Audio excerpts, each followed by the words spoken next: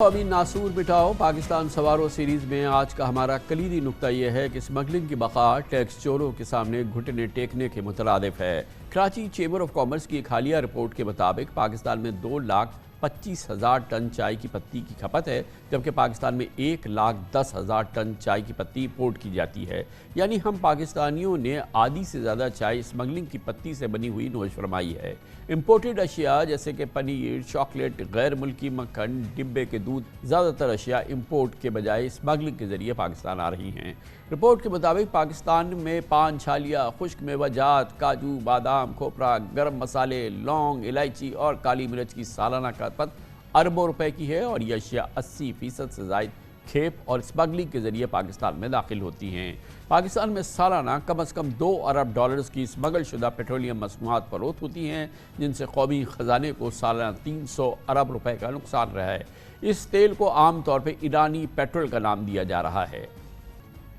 Army chief general Asim Munir की जानिब से मुल्की मईशत के नासूरों के खिलाफ पुख्ता अज़्म और पाक फ़ौज की छतरी तले SIFC के माशी इक़दामात के तहत वफाकी इदारे इंटेलिजेंस एजेंसीज़ ने मिलकर हालिया हफ्तों में स्मगलिंग के खिलाफ एक बहुत सिग्निफिकेंट क्रैकडाउन किया है और डॉलर्स की हवाला हुंडी समेत स्मगलिंग के मुतादिद किरदारों की निशानदेही की है। वज़ीर आज़म हाउस में जमा कराई गई रिपोर्ट में सियासतदानों और सरकारी हुक्काम बेनकाब हुए हैं। मुस्लिम लीग नून की हुकूमत हो, PTI इक़्तिदार में हो या पीपल्स पार्टी, स्मगलिंग के जिन को बोतल में बंद करने में किसी को कामयाबी नहीं मिली। पाकिस्तानी अवाम के लिए भारी सब्सिडी देकर गंदम, चीनी और यूरिया खाद तैयार की जाती है, लेकिन उनकी स्मगलिंग हर दौर में हुकूमतों का दर्द सर रहा है।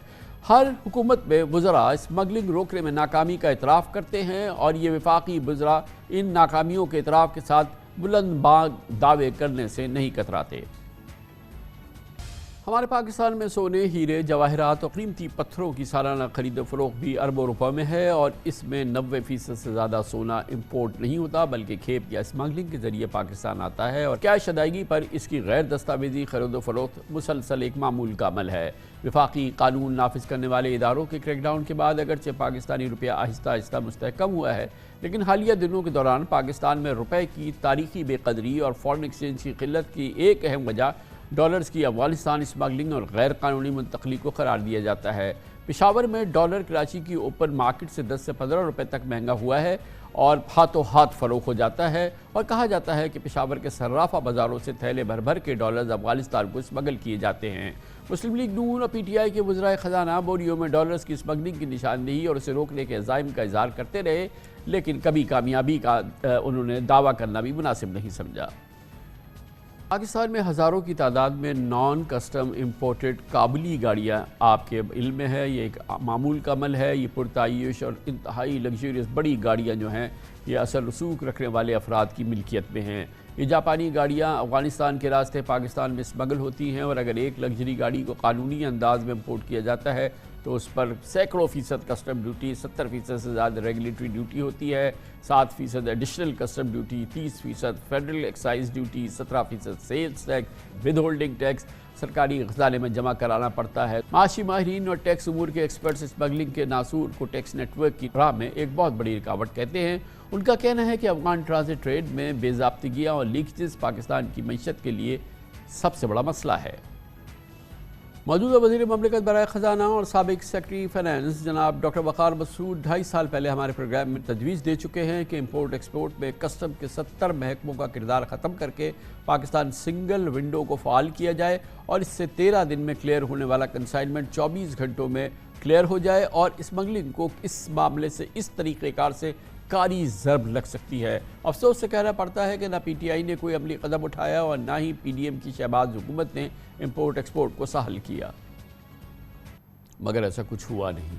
गोया सालाना अरबों डॉलर्स का मुल्की मईशत को नुकसान हो रहा है, जबकि स्मगलर्स और करप्ट माफिया का खूब फ़ायदा हो रहा है और अब शायद उस फ़ायदे की कोई हम अंदाज़ा भी नहीं लगा सकते कि कितने अरबों खरबों रुपए पाकिस्तानी मईशत को नुकसान और इन लोगों को फ़ायदा हुआ है। कमर्शियल ब्रेक इस दौरान न्यूज़ हेडलाइंस देखें। पाकिस्तान की मईशत का पाकिस्तान की तरक्की के हवाले से ये एक बहुत बड़ा नासूर, जब तक इस स्मगलिंग के नासूर को हम ख़त्म नहीं करेंगे पाकिस्तान किसी सूरत आगे नहीं बढ़ सकता।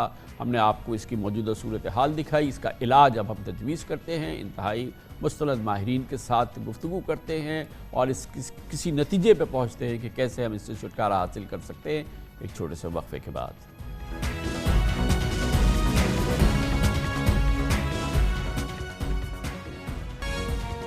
آپ دیکھ رہے ہیں خبروں، تبصروں اور تجزیات پر مبنی پاکستان کا سب سے معتبر نیوز شو دنیا، کامران خان کے ساتھ۔ دنیا کامران خان کے ساتھ قومی ناسور مٹاؤ پاکستان سوارو اسپیشل سیریز میں آج ہم اپنے معاشی نظام میں سرایت کر جانے والے اسمگلنگ کے ناسور کی خرابیوں کا گھراؤ کر رہے ہیں۔ یقیناً پاکستان میں اسمگلنگ جرم یا عیب نہیں بلکہ کاروباری چالاکی سمجھی جاتی ہے۔ عام آدمی اپنی روزمرہ کی زندگی میں روزانہ درجنوں اسمگل شدہ اشیاء استعمال کرتا ہے، لیکن ہم اس پر توجہ نہیں دیتے کہ قانونی یا غیر قانونی طریقے سے پاکستان آئی ہے، لیکن اس بات میں کوئی شک نہیں کہ اسمگلنگ دراصل ٹیکس چوری کے کلچر کے ذریعے ملک کی معیشت کی جڑیں کھوکھلی کر چکی ہے۔ قومی ناسور مٹاؤ پاکستان سوارو اسپیشل سیریز جو آپ مسلسل دیکھ رہے ہیں، اس کا ایک مقصد عام پاکستانی کو بھی یہ شعور دلانا ہے کہ وہ ایسے قومی ناسوروں کے خلاف اپنا کردار ادا کرے جیسا کہ اسمگلنگ ہے۔